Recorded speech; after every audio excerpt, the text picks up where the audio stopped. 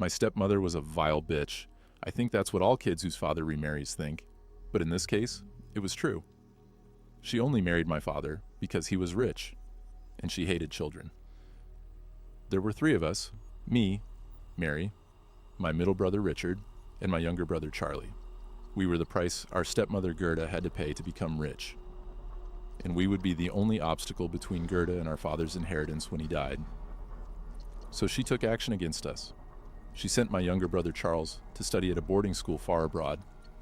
This school had a good reputation as an educational institution, but it was also known as a school with strict rules where bullies were taken. It was not a place where a sickly and gentle child like our Charles would feel comfortable. He was unhappy there. But no matter what, Gerda was able to stick him there, and he could only come to us for vacations. When he came to us after his first year, he was pale and thin, with dark circles under his eyes that looked like bruises. He cried. He actually cried when his father told him he had to go back to school. But his father didn't listen to him. Gerda thought that Charles would benefit from studying there, so Charles was sent to boarding school. I did everything I could. I wrote letters of encouragement and called him on the phone every day until Gerda said it was too expensive and limited my calls to 5 minutes a month. I even asked my father to book me a ticket to Europe to visit Charles. Herta was furious when she heard about it. There was a coldness in her gaze that sent chills down my spine, and her mouth tightened and her pink lips drew together in a straight line, which didn't bode well for me because I had dared to interfere with her plans. 2 days before my flight to Europe, we got a call from the school saying that Charles had climbed the tallest tower and thrown himself down. He had died. Father, of course, was shocked, and Gerda quietly celebrated her triumph. For a few months, Father paid more attention to Richard and me since our mother died. But Gerda was a very beautiful woman and soon found ways to distract Father from us again. Now that one of her hated stepchildren was dead, she took on the next one. It was poor Richard. Richard was a healthy boy who should be going to school by now. He would actually make a good athlete. He would have done just fine at the boarding school that had blighted Charles. So Herta had sent him to study at an art school. He hated it, but Gerda convinced my father that Richard had talent, and Richard's fate was sealed. My father took absolutely no lesson for himself from the Charles story, but Richard struck strong. He studied piano and violin in disgust, though he would have preferred to play soccer and rugby. But Gerda was smarter than that. She introduced Richard to a few guys from high school who were just like Richard dreamed of being: rich, popular, and played soccer. And they also dabbled in drugs. Gerda realized that Richard was susceptible to other people's influence, and she exploited this flaw by making sure that Richard became more and more dependent on his new friends. This continued until Richard died of an overdose one day, leaving only one foster child left before Gerda's ultimate goal: me. I was sure that Gerda knew that Richard had taken drugs that day in his room. She knew he wasn't well and could die.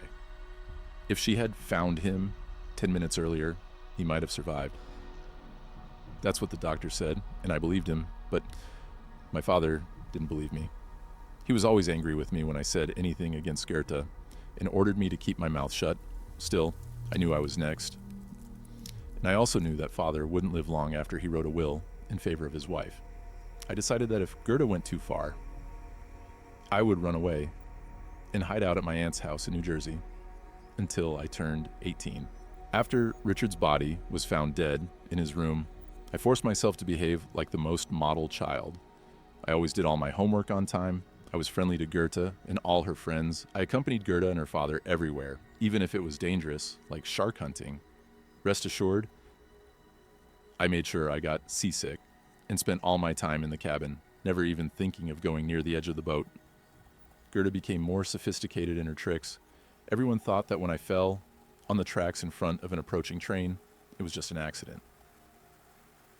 I managed to roll off the tracks in time, but it was too much. I was about to decide to run away when my father told me the terrible news. My aunt had died suddenly during the night in New Jersey. She had been poisoned by an unknown person or persons. I was shocked. But I can confidently say that Gerda accepted the news with a smirk on her face. That night, I went to my room, locked myself in, and began to think agonizingly.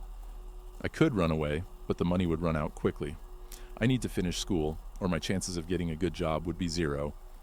Besides, Gerda would be after me anyway. If she was able to hire someone to poison my only relative, she can hire someone to kill me whether I live at home or not. I was left with only one option. It was horrible. A family secret passed down through the female line for generations. A secret my mother told me. Years ago, a witch named Bloody Mary tried to kill my great-great-grandmother and use her blood to stay young forever.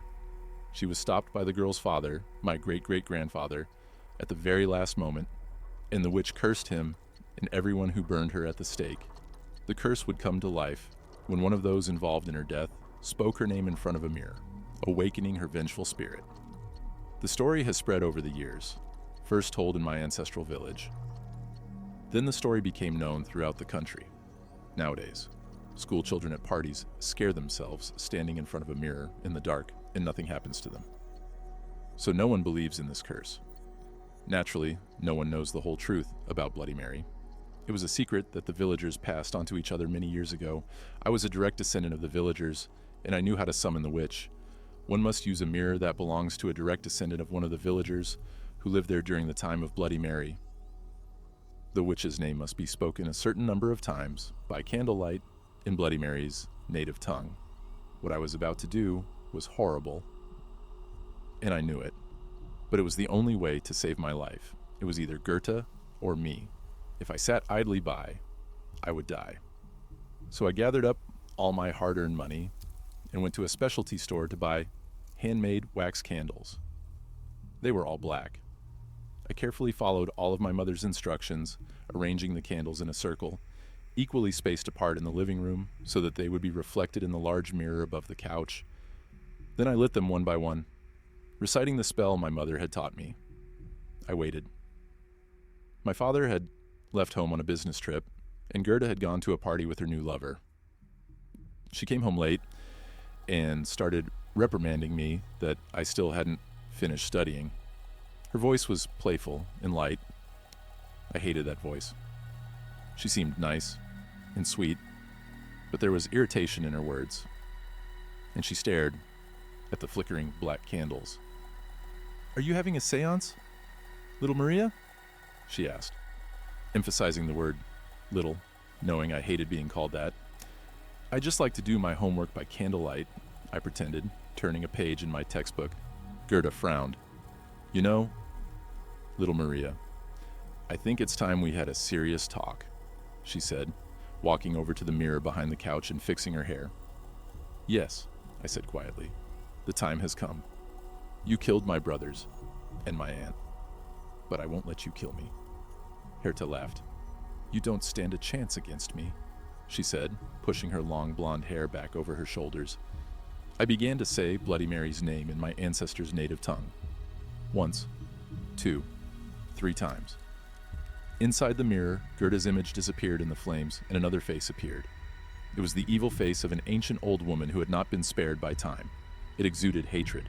I hid behind my chair, and Gerda cried out in horror, unable to take her eyes off the witch.